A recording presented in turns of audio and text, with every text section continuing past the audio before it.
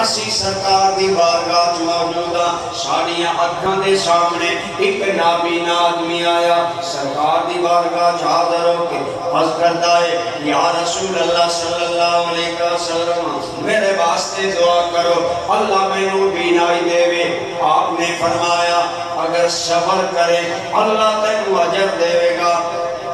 دوستان گرامی قدر مومن نو چاہیدا اللہ دی رضا تے راضی رہے نکی وڈی بیماری تکلیف مشکل آوے جان دوا بیلا کرنا بے صبری کرنا اللہ دی رضا دے خلاف کرنا ہی اصل وچ نہیں لیکن وہ آیا کہنے لگا یا رسول اللہ میں عرصے تو نابینا ہم سیخ بھی نہیں قد سقلت علی حیاتی یا رسول اللہ میرے تے زندگی بوجھل ہو گئی ہے اور جینا مشکل ہو گیا ہے کرم کرو آپ دعا فرماؤ آپ نے فرمایا اس نو لے جاؤ اچھی طرح وضو کراؤ وضو کر کے 2 رکعت نفل پڑھے نفل پڑھ کے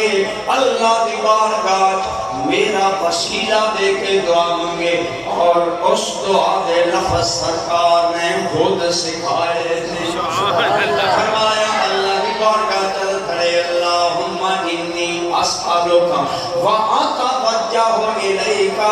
بِنَبِيِّ الرَّحْمَةِ مُحَمَّدٍ صلی اللہ علیہ وسلم وَيَا مُحَمَّدُ إِنِّي قَدْ تَوَجَّهْتُ وَتَوَسَّلْتُ بِكَ إِلَى اللَّهِ